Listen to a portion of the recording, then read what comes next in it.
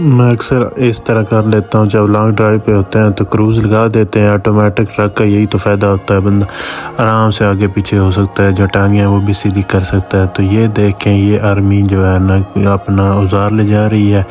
ये वैसे तो किसी काम का नहीं है, बस एक जगह से लेकर दूसरी जगह ले जाते हैं, इसके साथ ट्रेनिंग ही करते हैं, क्योंकि ये दिफा तो कर कुछ नहीं सकता।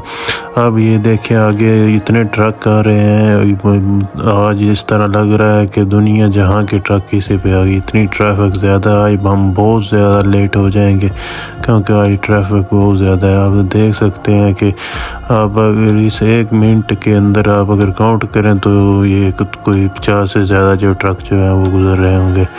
तो ये मज़े की बात यह है कि इधर इटली में इतने ट्रक होने के बावजूद भी ट्रैफिक जाम नहीं होती, बहुत कम होती है। और पाकिस्तान में थोड़े से भी ट्रक हो जाए, ट्रैफिक हो जाए तो एक एक दिन जो है वो ट्रैफिक जाम ही रहती है। तो यहाँ ये देखें कितने ट्रक आ रहे हैं, लेकिन कंटिन्यूसली चल रहे हैं, आहिस्ता चल रहे हैं लेकिन चल रहे हैं। कोई ये नहीं कर रहा कि ओवरटेक करके आगे निकल जाए, क्योंकि जो ये सेंटर वाला ट्रैक होता है ये ओवरटेक करने के लिए होता है, लेकिन वो यूज़ नहीं अभी कर रहे क्योंकि ट्रैफिक ज़्यादा है।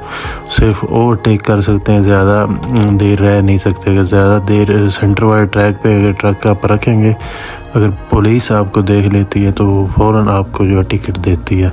तो ये भी ज़रूरी होती हैं चीज़ें।